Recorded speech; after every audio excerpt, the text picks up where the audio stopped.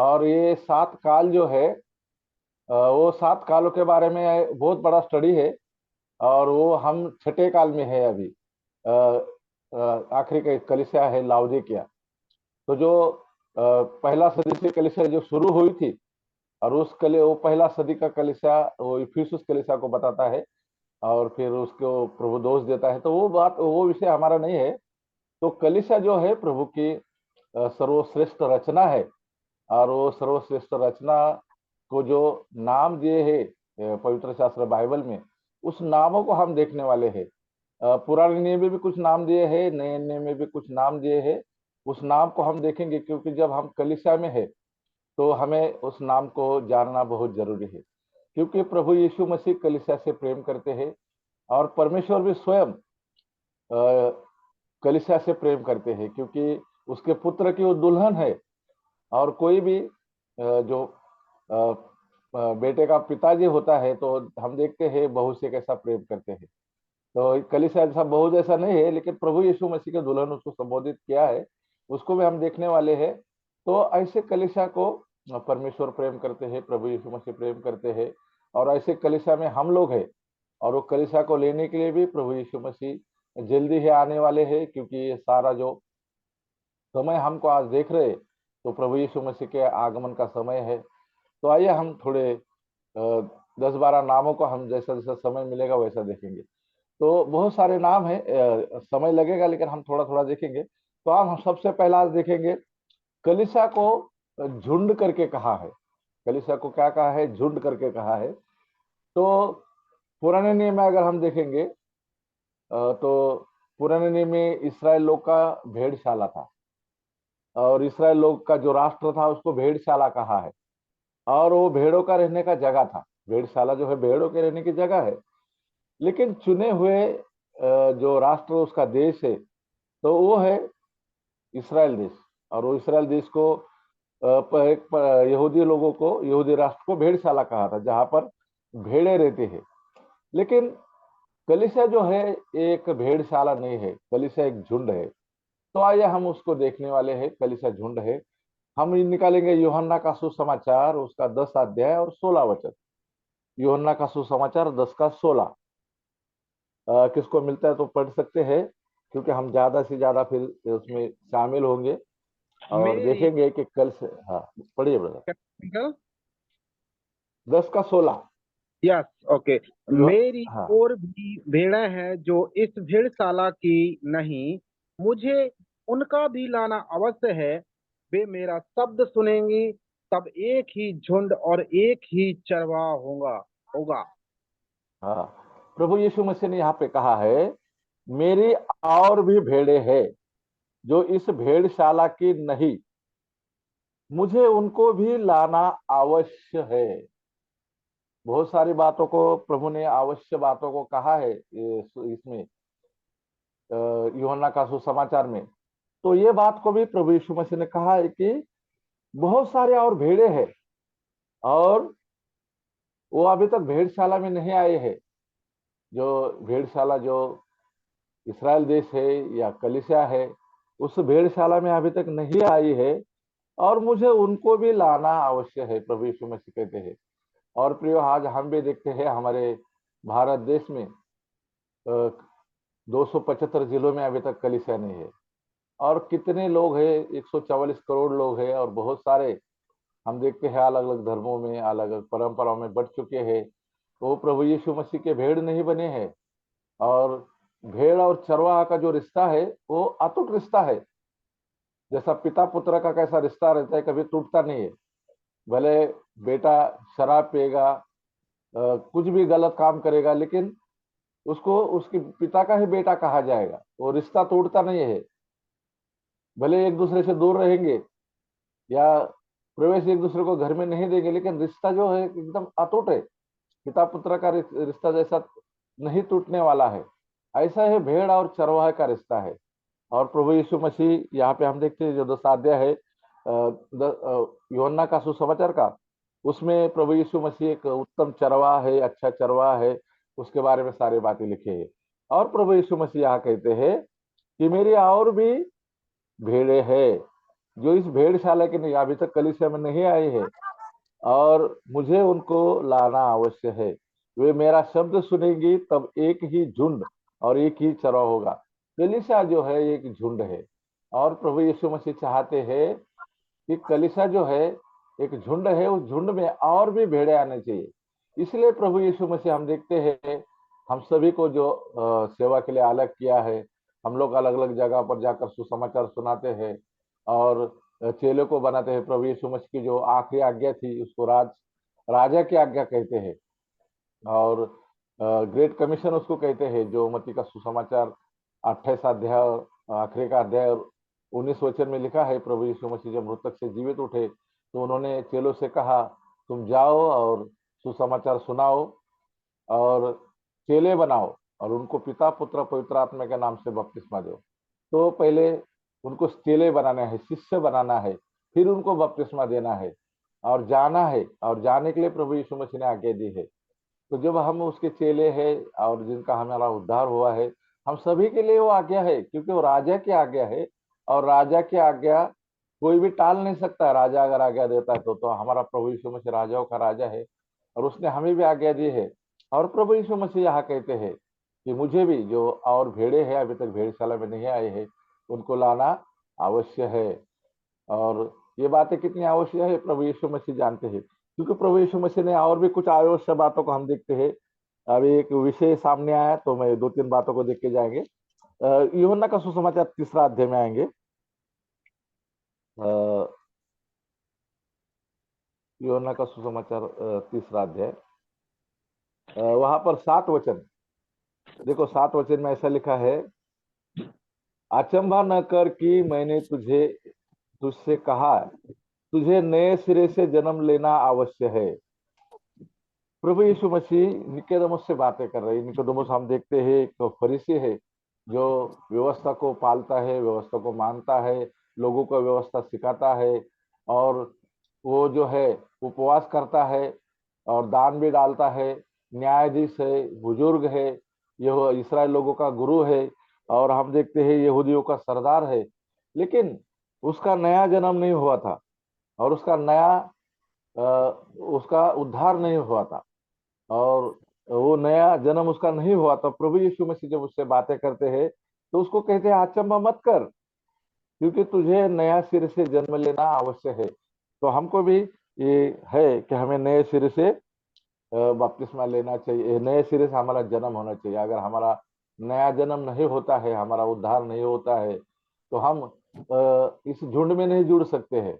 जो कलीसिया एक झुंड है, वो झुंड में हम नहीं जुड़ सकते हैं। तो हमारा भी नया जन्म होना आवश्यक है। देखो, और 14 वचन में भी लिखा है, देखो 14 वचन में, और जिस रीति से मूसा ने 3 का 14, और जिस रीति से मूसा ने जंगल में सांप को ऊंचा पर चढ़ाया, उसी रीति से अवश्य है कि मनुष्य का पुत्र भी ऊंचे पर चढ़ाया जाए। देखो यहाँ पर और एक आवश्यक बात को लिखा है कि मनुष्य का जो पुत्र है प्रभु यीशु मसीह है, उसको हमको ऊंचे पर चढ़ाना है।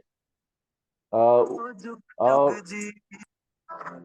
वहां पर हमें प्रिय भाइयों, जो आपका किसका अनम्यूट नहीं है, थोड़ा म्यूट कर दीजिए, आवाज आ रहा है, किसी गाने का आवाज आ रहा है। राहो तो हो गया।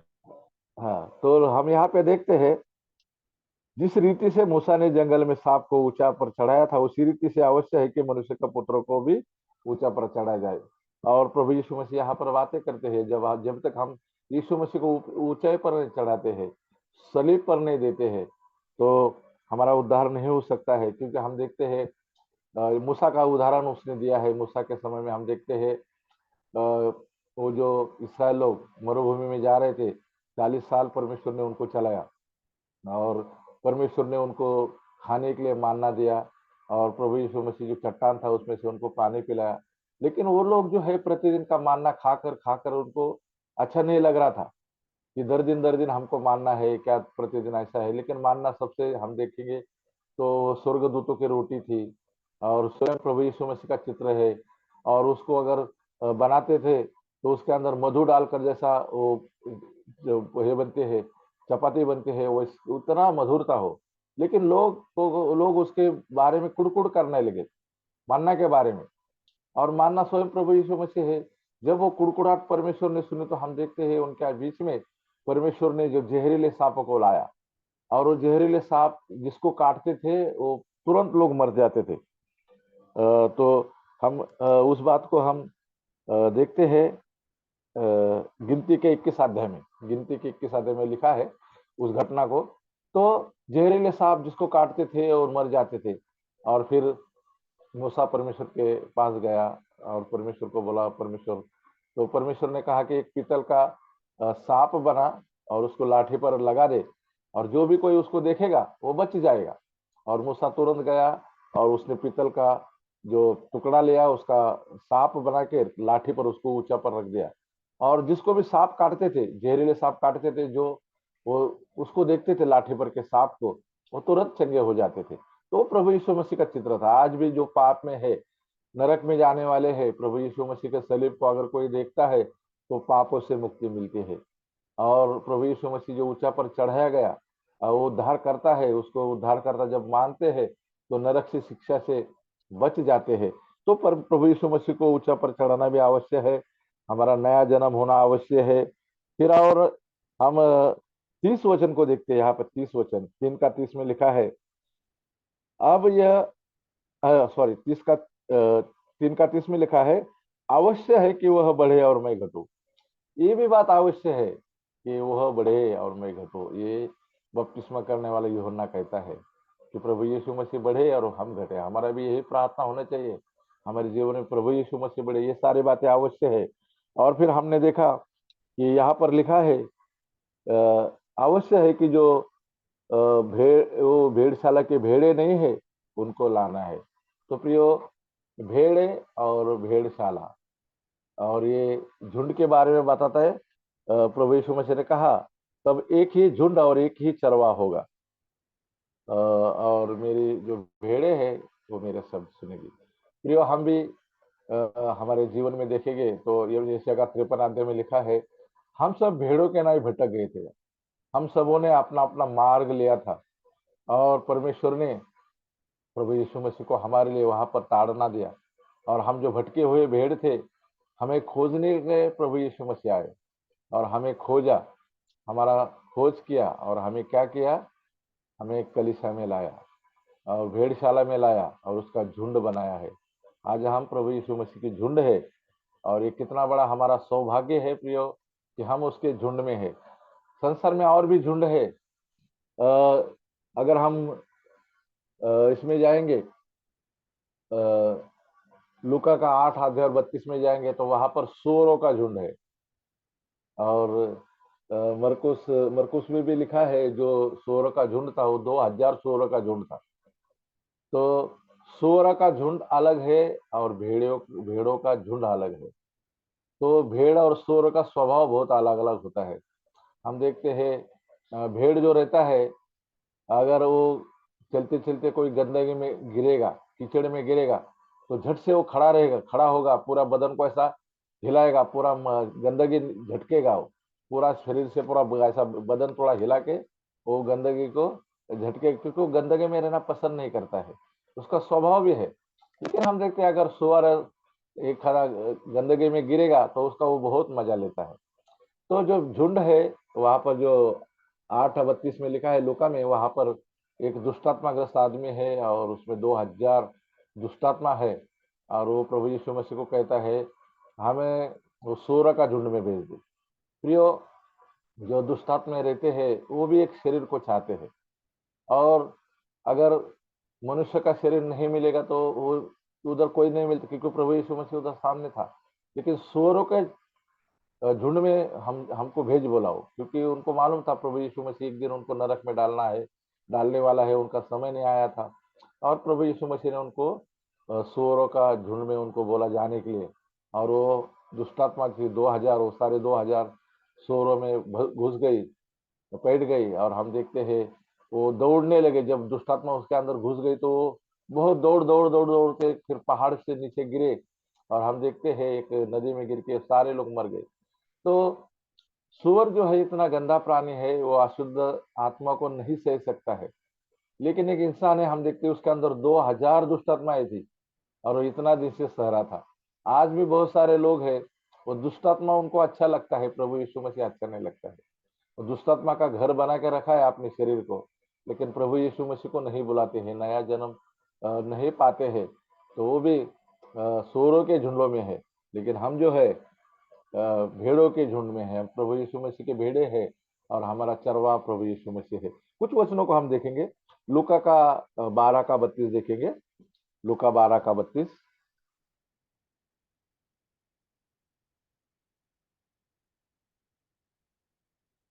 जी। हे छोटे झुंड, ब्रदर, हाँ। मत डर, क्योंकि तुम्हारे पिता को ये भाया है कि तुम्हें राज्य दे। हे छोटे झुंड मत डर, क्योंकि तुम्हारे पिता को भाया है कि तुम्हें राज्य दे। प्रियो, आज हमारी जो कलीसिया है वो छोटे छोटे है। इस कलीसिया में 4 परिवार है, किसमें 5 परिवार है, किसमें 10 है, किसमें 12 परिवार है। ऐसी छोटी छोटी कलीसिया है। लेकिन कलीसिया के बारे में अगर हम पिछले टाइम में सीखे थे, 2 या 3 जहाँ पे रहते हैं, जो प्रभु यीशु मसीह के नाम में इकट्ठा होते हैं, एक परिवार के नहीं, अलग अलग लोग, तो वो कलीसिया है। और उनके बीच में प्रभु यीशु मसीह रहता है। तो कलीसिया एक बड़ा होना नहीं चाहिए, जिसको बड़ा भवन हो और बड़ा भवन, उसके ऊपर क्रॉस लगाया हो, हजारों लोग वहां हो, ऐसा नहीं है। अगर पवित्र शास्त्र बाइबल में हम देखते हैं, तो 2 या 3 जहाँ उसके नाम से इकट्ठा होते हैं, तो उसमें वो कलीसिया है। और ये छोटे झुंड जो है, उनको प्रभु यीशु मसीह का वायदा है कि उनको कहता है कि तुम मत डरो, क्योंकि तुम्हारे पिता को भाया कि तुम्हें राज्य दे। हमें अनंत काल का राज्य देने के लिए उसने वायदा किया है। और अगर हम छोटे झुंड भी है, तो हमें डरना नहीं है। और ये डरो मत, ये जो शब्द है मत डर या डरो मत, ये बाइबल में 366 बार आया है। प्रतिदिन एक साल के जो दिन होते हैं 365 दिन होते हैं, लेकिन एक अधिक प्लस है 366। कभी कभी एक ये भी आएगा, अधिक भी दिन आएगा, तो भी 366 बार हर दिन हमको परमेश्वर कहता है मत डर, मत डरो। और यहाँ पर भी जो झुंड है, कलीसिया है, उसको कहा है, हे छोटे छोटे झुंड मत डर। तो कलीसिया जो है एक झुंड है, उसको हम देखते हैं। और यहाँ पर हम उसको राज्य देने के लिए भी प्रभु यीशु मसीह ने कहा है। और भी 2 वचनों को देखेंगे हम, यशायाह नबी का 42 का 21 देखेंगे, यशायाह नबी 42 का 21। यहोवा को अपनी धार्मिकता के निमित्त ही यह भाया है कि व्यवस्था की बड़ाई अधिक करें। 42 का 21 पढ़ा ना ब्रदर आपने? जी अंकल। हाँ, ये, हाँ, बराबर। यहोवा को भाया कि धार्मिकता के निमित्त यह भाया कि व्यवस्था की बड़ाई आदि करे। परमेश्वर को भाया, यहाँ पर हमने देखे परमेश्वर चाहते हैं कि हमको एक राज्य दे, और यहाँ पर भी परमेश्वर के भाने वाले बात को हम यहाँ पर देखते हैं। और एक वचन है यशायाह का 24 का इसका 24 और 25 को हम देखेंगे, 24-25।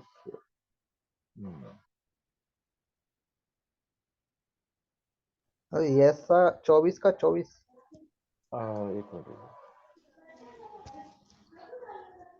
इसका ही 24-25 है। 42 का। हाँ, 42 का है। किसने याकूब को लुटवाया और इसराइल को लुटेरों के बस में कर दिया? क्या यहोवा ने यह नहीं किया जिसके विरुद्ध हमने पाप किया, जिसके मार्गों पर उन्होंने चलना ना चाहा और ना उसकी व्यवस्था को माना? इस कारण उस पर उसने अपने क्रोध की आग भड़काई और युद्ध का बल चलाना, और यद्यपि आग उसके चारों ओर लग गई तो भी वह ना समझा, वह जल भी गया तो भी ना छिता। हम यहाँ पे देखते हैं इसराइल लोग जो है, वो परमेश्वर की बातों में असफल रहे और वो परमेश्वर के मार्ग पे नहीं चले। लेकिन हमें उसके मार्ग में चलाने के लिए हमारे परमेश्वर ने हमें उस झुंड में लाया है। एक वचन को और पढ़ेंगे हम, प्रेरितों के काम 20 अध्याय और 28 और 29 वचन को पढ़ेंगे। प्रेरितों के काम 20 अध्याय 28 और 29। इसलिए अपनी और पूरे झुंड की चौकसी करो, जिससे पवित्र आत्मा ने तुम्हें अध्यक्ष ठहराया है कि तुम परमेश्वर की कलीसिया की रखवाली करो, जिसे उसने अपने लहू से मोल लिया है। मैं जानता हूँ कि मेरे जाने के बाद फाड़ने वाले भेड़िए तुम में आएंगे, जो झुंड को ना छोड़ेंगे। यहाँ पर लिखा है कि इसलिए है अपनी और अपने झुंड की देख रेख करो, देखभाली करो। ये प्राचीनों के लिए कहा है। तो यहाँ पे क्या प्राचीनों के लिए कहा है? जो कलीसिया के प्राचीन है, वहां पर पौलुस उससे बातें कर रहे हैं। बहुत सारे प्राचीनों को उसने इकट्ठा किया और पौलुस वहां पर उनसे बातें करते हैं। अपनी और अपनी और पूरे झुंड की देख रेख करो। तो कलीसिया एक झुंड है।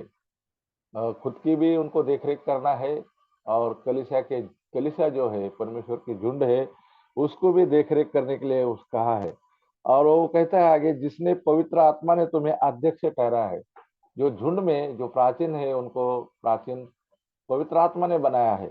तो इसीलिए तुम्हें उसकी देखरेख करना है, देखभाल करना है, उसके ऊपर उसको हमें देखना है कि तुम परमेश्वर के कलीसिया के रखवाली करो, जिसे उसने अपने लहू के द्वारा मोल लिया है।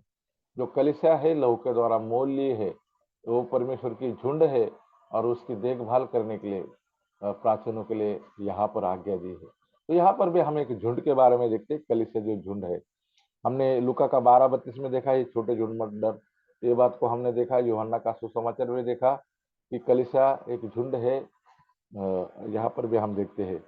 और भी पुराने नियम में लिखा है, भजन संहिता 74 का 2, भजन संहिता 74 का 2 में भी लिखा है पुराने नियम में कलीसिया के लिए, भजन संहिता 74 का 2।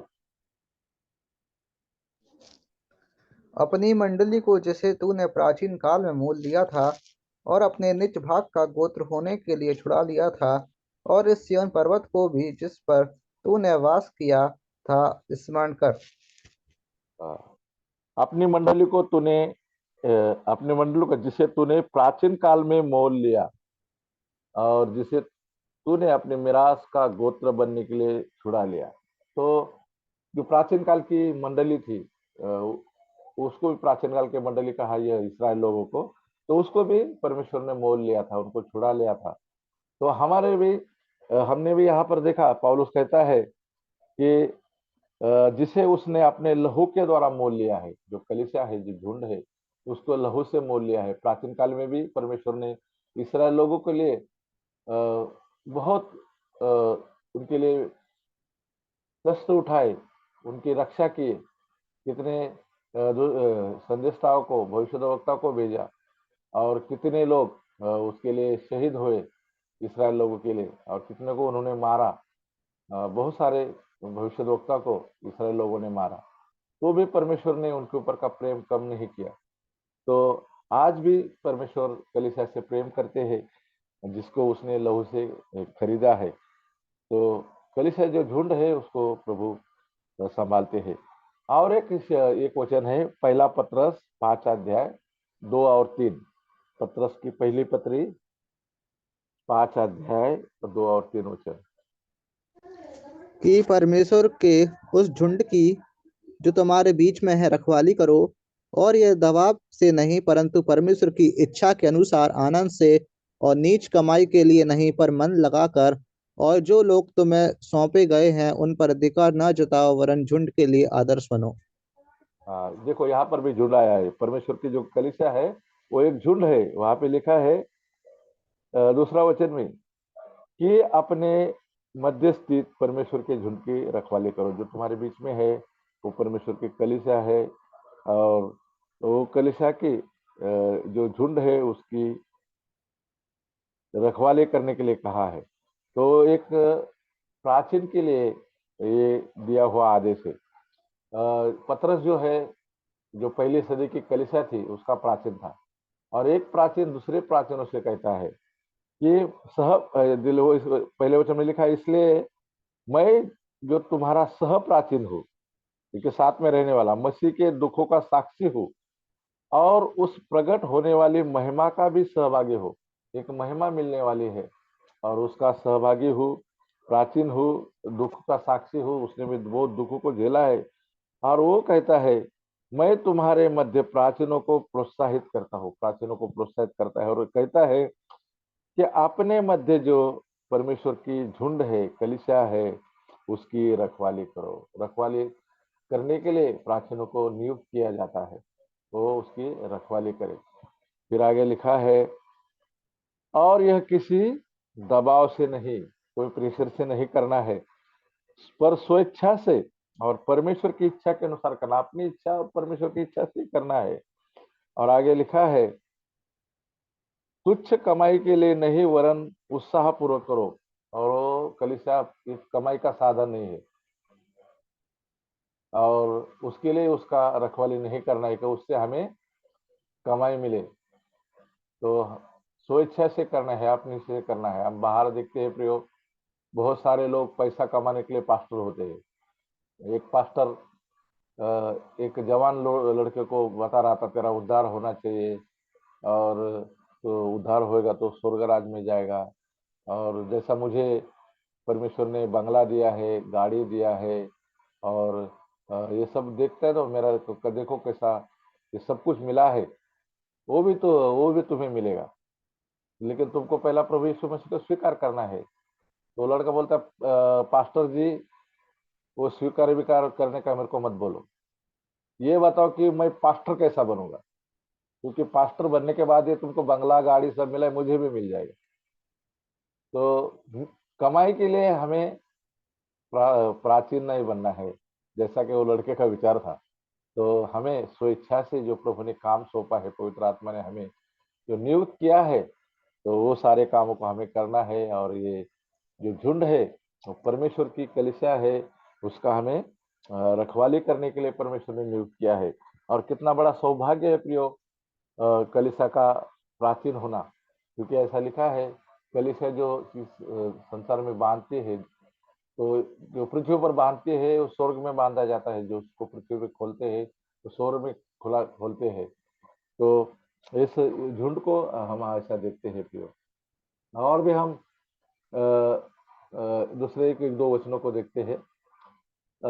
मत्ती का सुसमाचार 26 का 31 में भी झुंड के बारे में लिखा है। मत्ती का सुसमाचार 26 का 31, तब 26:31 मैथ्यू।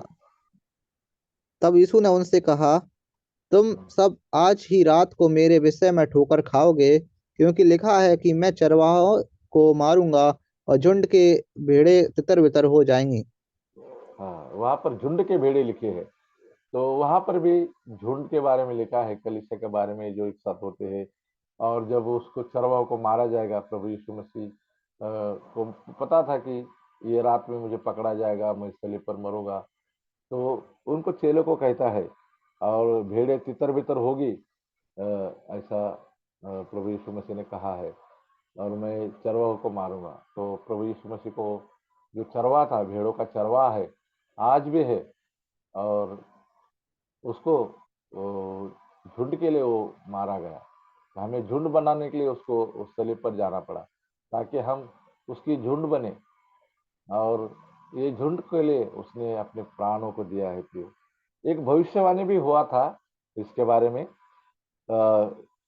यहेजकेल की किताब उसका 34 का 12 में लिखा है, एक भविष्यवाणी भी झुंड के बारे में हुई थी। यहेजकेल उसका 34:12।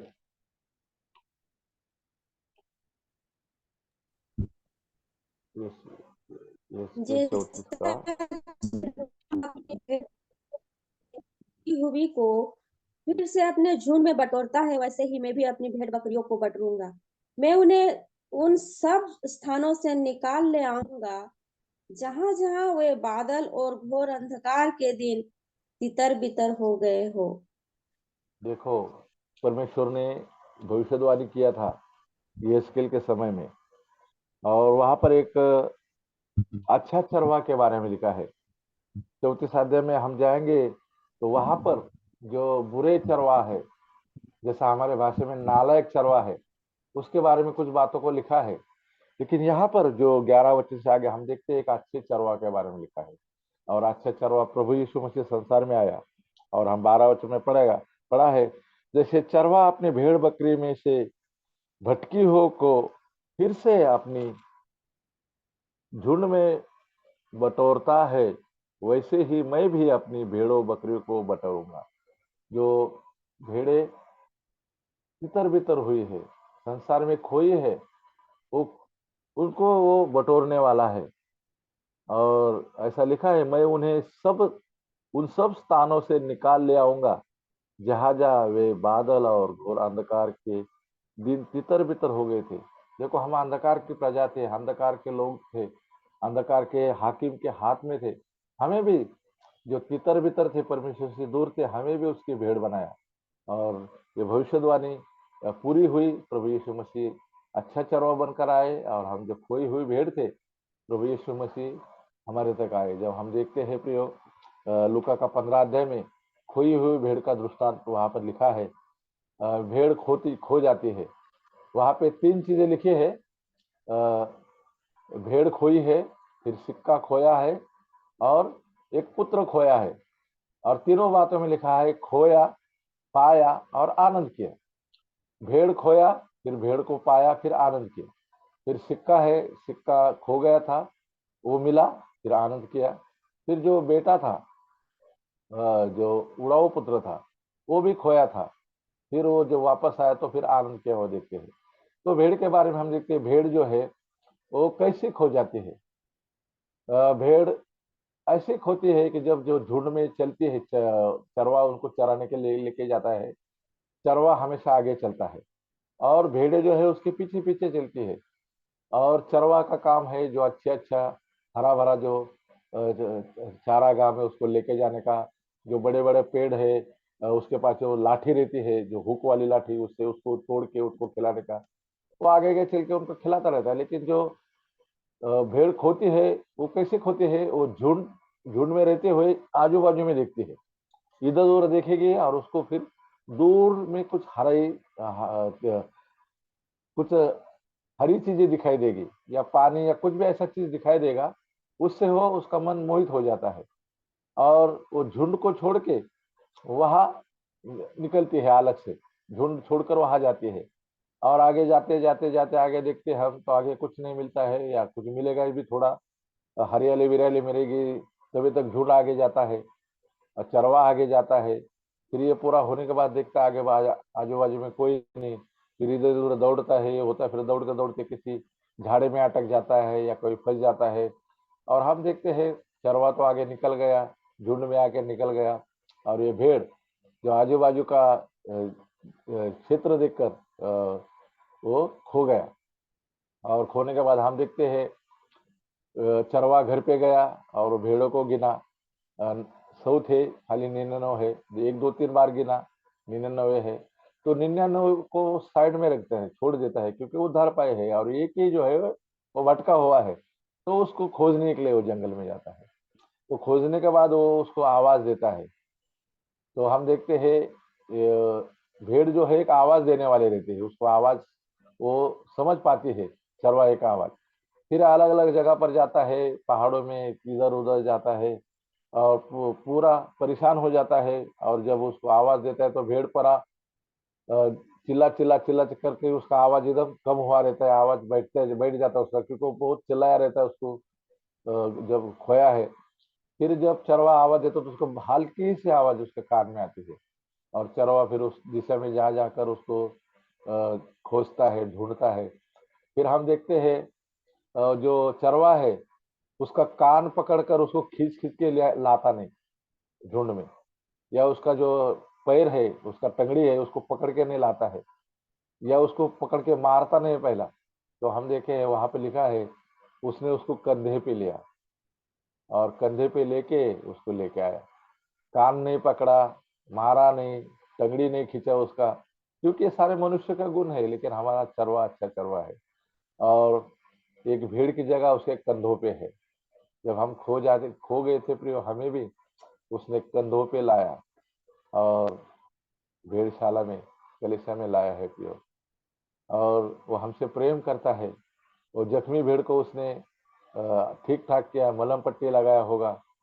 और फिर हम देखते हैं, फिर भेड़ सोचा रहेगा अभी मैं नहीं होऊंगा, मैं कभी अभी भी झुंड छोड़ के नहीं जाऊंगा। प्रियो, हमारे जीवन में बहुत बार हम अनुभव आते हैं हम संसार की चीजें देख के भटक जाते हैं और फिर संसार में भटक जाते हैं, परमेश्वर से दूर हो जाते हैं, कलीसिया से दूर हो जाते हैं और हमारे जीवन में दुख और पीड़ा आते हैं। प्रियो, कलीसिया को छोड़ना बहुत ही बुरी बात है और बहुत निंदित बात है, क्योंकि हम परमेश्वर के जन है। परमेश्वर ने हमको संसार से अलग किया है। कलीसिया का अर्थ ही होता है अलग किए हुए लोगों का झुंड। संसार से अलग किए हुए लोगों का झुंड है। प्रियो, संसार में आज कितनी बुराई चल रही है। इस संडे को हम, जो अभी पिछला संडे गया 12 तारीख का, उस संडे के दिन में इंग्लैंड में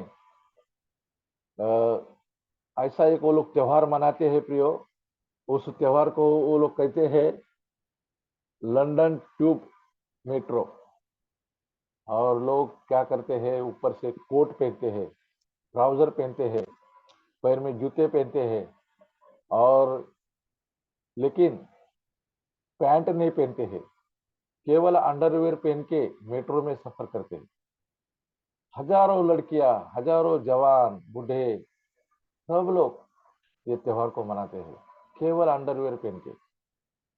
चश्मा लगाते हैं, ऊपर से कोट पहनते हैं, सब कुछ पहनते हैं, लेकिन नीचे फुल पैंट नहीं पहनते, कोई पायजामा नहीं पहनते हैं। और उसको उसको कहते हैं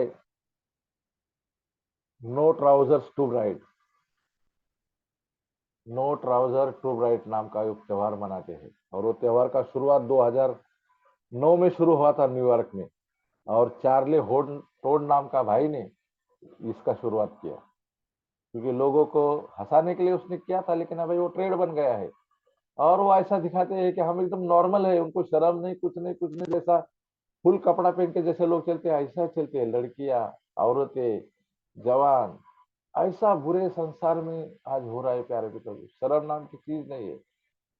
और एक मसीही देश उसको कहला जाता था। और जब वो यीशु मसीह का पालन कर रहे थे, चर्च में जा रहे थे, तो परमेश्वर ने उनको बहुत सारे आशीष दी थी इंग्लैंड को। और इंग्लैंड ने 150 साल हमारे भारत देश पर राज किया। और उसके राज में हम देखते हैं सूरज कभी डूबता नहीं था। यानी कि समझो अभी हमारे देश में सूरज डूबा है, लेकिन ऐसा कोई देश है जहां पर सूरज उगा है, उस देश में भी उनका राज था। फिर जहां पे सूरज डूबता है दूसरा देश था, उसमें उनका राज था। इतना बड़ा संसार भर में उन्होंने राज किया, क्योंकि वो यीशु मसीह को पालन कर रहे थे और कलीसिया में जा रहे थे, सारे लोग धार्मिक थे और परमेश्वर ने इतनी बड़ी उनको आशीष दी थी। लेकिन प्रियो, हम देखते हैं हमारे भारत देश में उन्होंने राज चलाया और सारी बुरी बातों को हमारे देश में भी उन्होंने लाया।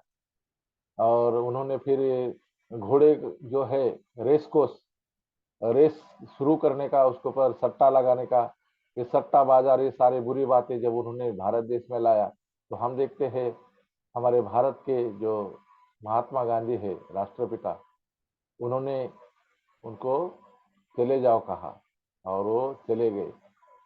उन्होंने ना उनको पर तलवार चला, ना कुछ बातें चलाई, लेकिन परमेश्वर ने उनके आशीष निकाल के लिए प्रियो।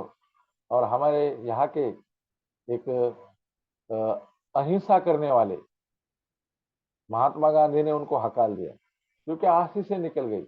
और वही इंग्लैंड आज पूरे बुराई में है। वहां पर कलीसिया टूट रही है और लोग ऐसे ऐसे बुरे बातें कर रहे हैं। और हम देखते हैं जो नो ट्राउजर टू ब्राइड 12 तारीख को मना रहे हैं। इतनी बुरी बात मैं जब ये सुना और वो जब समाचार सुना, तो दिल में बहुत दुख है। हमारे देश में भी बहुत सारी बुराई चल रही थी, लेकिन हम जो है अलग किए हुए लोग हैं। हम प्रभु यीशु मसीह ने हमको उसकी कलीसिया बनाया है और एक झुंड हमारे लिए है, और वो झुंड में हमें उसने रखा है। तो हम कितने धन्यवादित लोग हैं प्रियो। और हम इस परमेश्वर के इस दया के लिए हम उसको धन्यवाद देंगे। जो भविष्यवाणी हम देखा था यहेजकेल में हुई थी कि वो जो है वो अपने भेड़ बकरे को बटोरने वाला है, तो हमें भी बटोर लिया है। लेकिन हम कलीसिया में है तो हम भेड़ होना चाहिए, बकरी नहीं होना चाहिए। भेड़ और बकरी को हम देखते हैं प्रभु यीशु मसीह जब आएंगे तो अलग अलग करने वाले हैं। भेड़ का एक स्वभाव होता है, वो चरवाहों के पीछे चलता है और वो हमेशा उसका नजर नीचे रहता है। लेकिन बकरी जो रहता है उसका ऊपर हमेशा नजर रहता है, इधर उधर इधर उधर, वो दौड़ता रहता है। तो हम कलीसिया में आज भी भेड़ और बकरी दोनों ही है। कलीसिया में तो आते हैं लेकिन बकरे के समान है, बकरी के समान है, भेड़ों के समान नहीं है। लेकिन ऐसा लिखा है मत्ती का सुसमाचार में, वो भेड़ और बकरों को अलग अलग करेगा। तो भेड़ जो है वो आशीष पाएंगे, और जो बकरे हैं हम देखते हैं वो आशीष नहीं होंगे। तो हमें हम उनके भेड़ है, हम उसकी झुंड है, हम कलीसिया है। तो हम उसके जैसे उसमें बनते चलते रहेंगे। प्रभु हमें सहायता करे। और भी हम एक दो वचनों को, यिर्मयाह का 13 का 20 में क्या लिखा है देखिए थोड़ा। यिर्मयाह 13:20, यिर्मयाह का 13 का 20।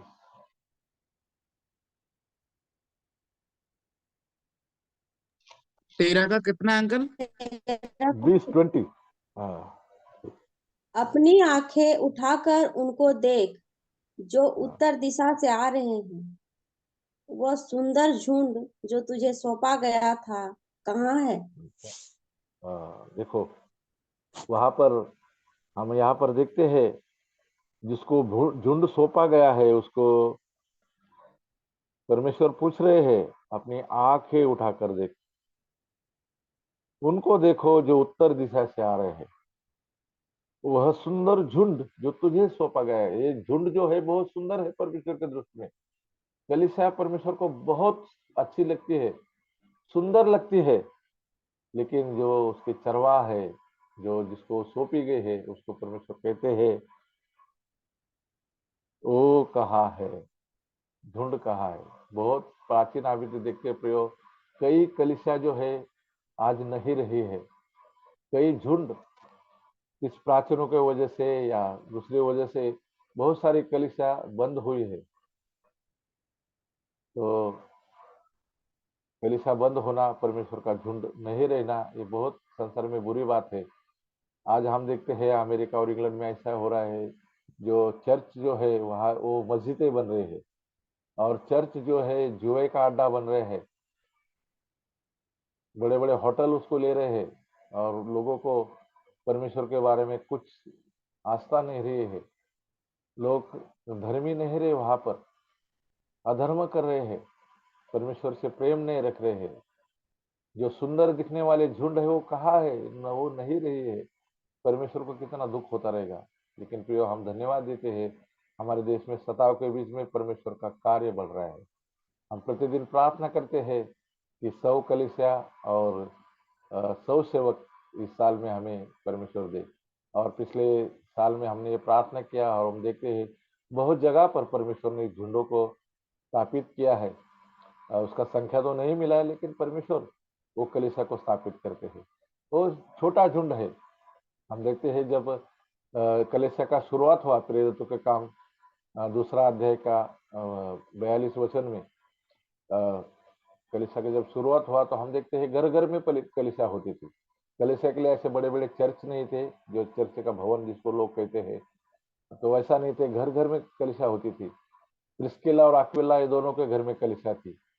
और फिलेमोन जो कुलसी नगरी में रहता था, उसके घर में भी कलीसिया थी। बहुत लोगों के घर में कलीसिया थी, कलीसिया घर में होती थी। और आज भी घरों में कलीसिया होती है। ऐसा नहीं कि उसको बड़ा एक हॉल ही चाहिए, लेकिन कलीसिया परमेश्वर का झुंड है, और परमेश्वर के लिए उत्तम बातें हैं, और वो परमेश्वर के दृष्टि में बहुत श्रेष्ठ है। और उस झुंड में उसने हमें रखा है प्रियो, इसके लिए हम परमेश्वर को बहुत बहुत धन्यवाद देंगे। एक दो वचनों का और भी हम देख के खत्म करेंगे। भजन संहिता 107 का 41 में क्या लिखा है देखेंगे। सहज इस वचन को मिला है, 107 का 41 भजन। वह दरिद्रों को दुख से छुड़ाकर ऊंचे पर रखता है और उनको भेड़ों के झुंड सा परिवार देता है। Thank you brother. 107 से 41 बहुत सुंदर वचन है। वह दरिद्रों को दुखों से छुड़ाकर ऊंचे पर रखता है। प्रियो हम हमारा स्थिति यही है, जो हम परमेश्वर के दृष्टि में भी, संसार के दृष्टि में दरिद्र है, गरीब है, लेकिन परमेश्वर की बड़ा दया है। वो क्या करता है, दुखों से छुड़ाता है। हमारा दुख, हमारा पीड़ा, जो नरक का पीड़ा भी हमारे जीवन में आने वाली थी, हम दुखित थे, लेकिन जब हम प्रभु यीशु मसीह हमें मिला तो उसने हमारे दुख को दूर किया, हमारे दरिद्रता को अब उसने दूर किया। और ऐसा लिखा है, ऊंचे पर रखता है और उनको भेड़ों के झुंड सा परिवार देता है। कलीसिया एक परिवार है और परमेश्वर ये बातें करता है। देखो, दरिद्र को और दुखित को, उसको वहां से उसको छुड़ाता है, और एक भेड़ों का झुंड जो कलीसिया है, और वैसे परिवार में वो हमें जोड़ देता है। और ये बातें हमारे जीवन में प्रभु ने की है, परमेश्वर को हम बहुत धन्यवाद देंगे। और उस झुंड में हमें रखा है, कितना ही परमेश्वर का आशीष हम पाए हुए लोग हैं प्रिय। और एक वचन को हम देखेंगे, एक सांत्वना का वचन है, यशायाह का 40 का 11। यशायाह का 40 का 11।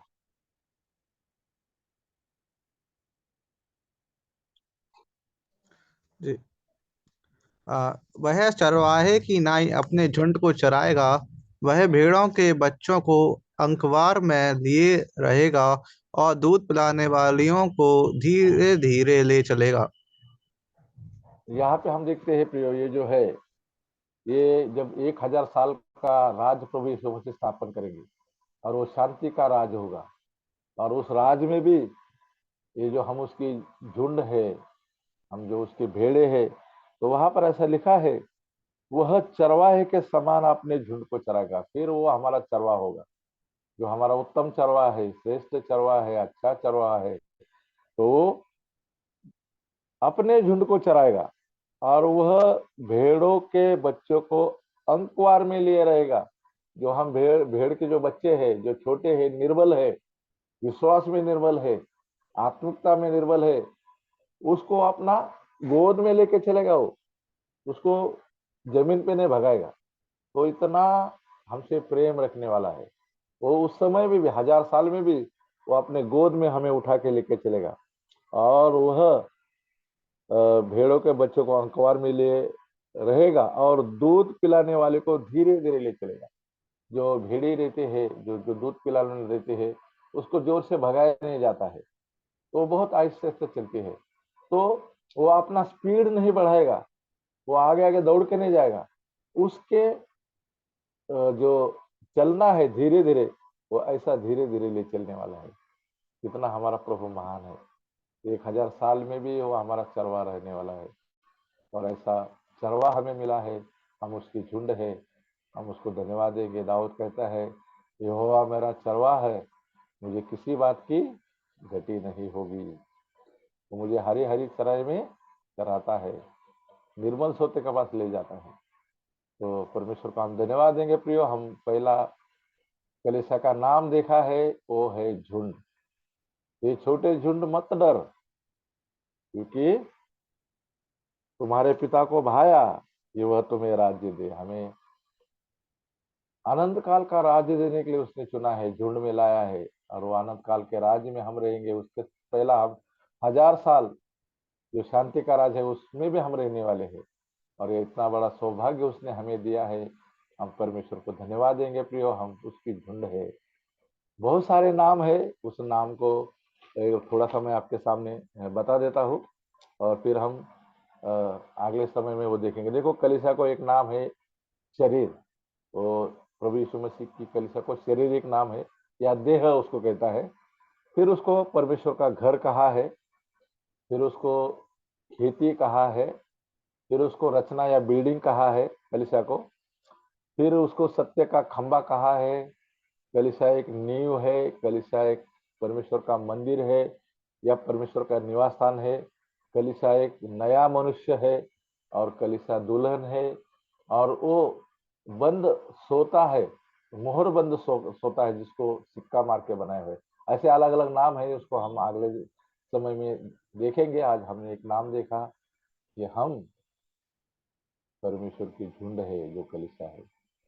परमेश्वर करे इस झुंड में आपको सदा रहे, और कलीसिया के झुंड की जिनको जिम्मेदारी दी है, जो प्राचीन है, वो जो प्रभु यीशु मसीह ने अपने खून के लहू के द्वारा इस कलीसिया को खींचा है, निर्माण किया है, उसकी रखवाली करने के लिए हमें सौंपा है। हम उसके लिए तन मन से काम करेंगे, उसकी रखवाली करेंगे, क्योंकि हम एक झुंड के प्राचीन है, झुंड हमारे हाथ में दिए है, हमें उसका हिसाब देना है। परमेश्वर हमसे हिसाब लेने वाला है, इसलिए हमें भी बहुत ही नम्रता के साथ उन पर अधिकार नहीं करना है, प्रेम से सारे कार्य को करना है। ऐसा करने के लिए प्रभु मुझे और आपको सहायता करे।